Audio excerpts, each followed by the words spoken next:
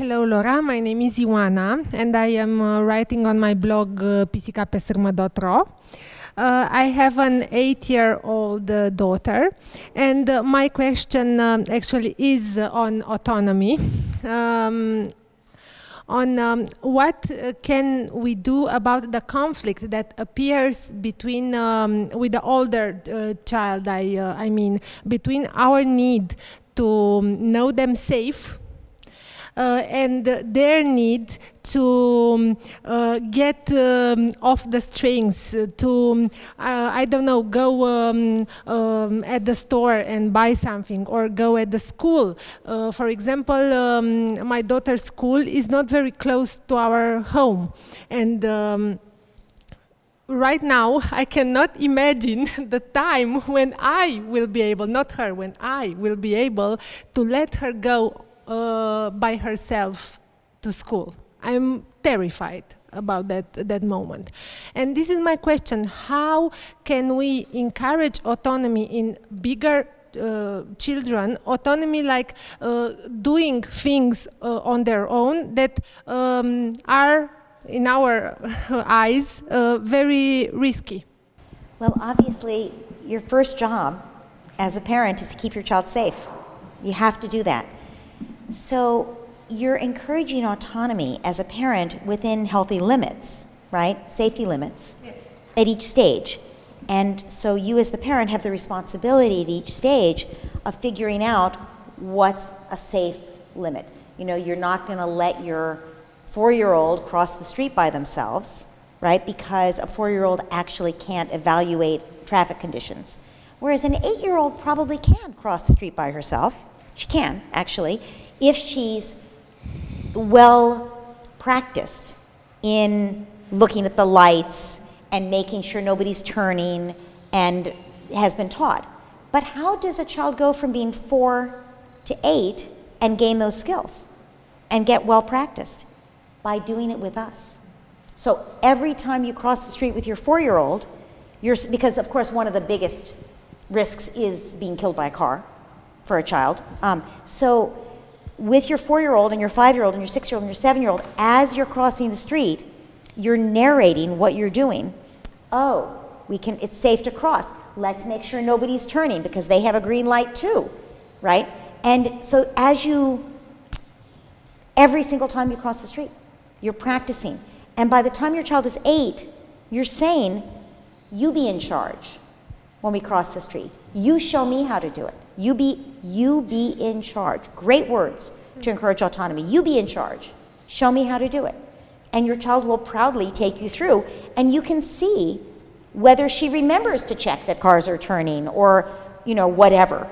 Or, you know what, it's already yellow. I don't think we should cross yet. It's about to turn red. We don't have time, right? Or whatever. So by that, you know, so that's starting whenever is an appropriate time. And then by the time she's at a certain age, she will be able to do that herself, obviously. Now, there are certain things you're still not going to let her walk by herself through a dangerous neighborhood to go someplace at the age of 11 or even at the age of 14, right? You're going to need to keep her safe. But you're talking about what those dangers are and how to navigate them, right? And children do learn. I mean, if she goes off to university by herself when she's 18, she's going to have to keep herself safe. You can't assume that she's going to know how to do it at 18 if she didn't start at 14. So at each stage, you're teaching her about the dangers. And, you know, she might want to be more independent and do things more herself. And so you can have the discussions, so whatever she wants to do, that you feel a need to set a limit, and this can start when she's 4, by the way. You want to do this, but I'm concerned about that. And it doesn't have to be about an independence thing. It can be, you want to eat this cookie now, I'm concerned that it's almost dinner time. Or I'm concerned that you actually had a cookie earlier and we don't have more than 1 cookie a day, right? Or whatever your limit is, whatever your concern is. If you start this when children are young, where you express how are we going to work this out, right? This is my concern, this is what you want, how are we going to work this out? you will end up with an 11-year-old who will say to you, Mom, I want to go over to Anna's house after school, but her mom won't be home yet. I know you won't like that. By 11, she'll be telling you, because she'll know that's your first question. Will her mother be home, right?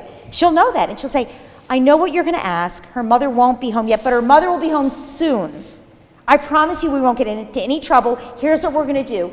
Now you're raising a child who's got good judgment, who's able to take care of herself in the situation and figure out what's necessary to take good care of herself. She's able to actually meet your needs before you even ask, right, about how she's going to keep herself safe or whatever. You might still say, I don't really want you going over to Anna's house without her mom, even though her mom will be home soon. Why don't we wait until another time when her mom will be home, like on the weekend, and you can play with her? You might just say no, right?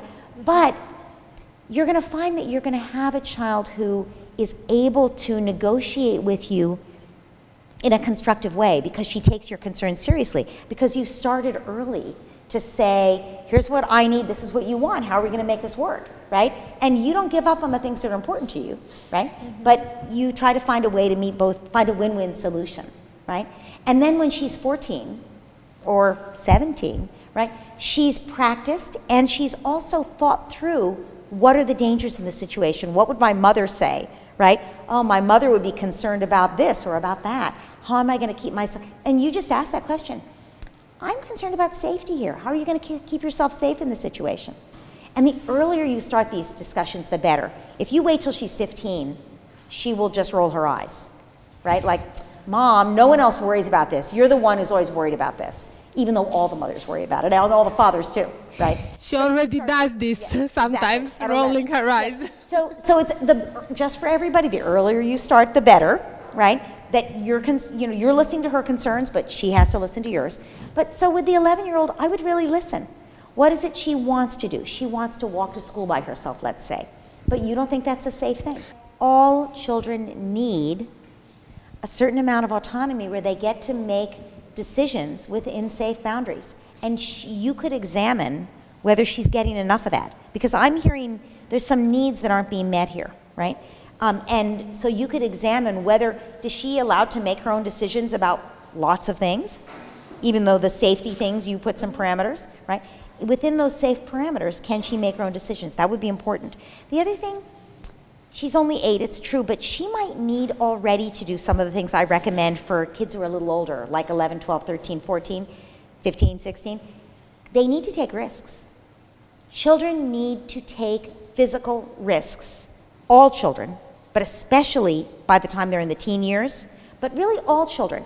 You know, a preschool teacher told me in the United States that children in the United States, 3 and 4-year-olds, can't walk on uneven surfaces. I said, what do you mean they can't? She said, they're not able to without falling down. I said, what are you talking about? And she said, their parents don't let them. The parents are worried they'll fall down, so they stop them. And I think we, in our culture, we're so worried the child might fall and scrape their knee that we stop them from doing basic things that any child would have done forever, right?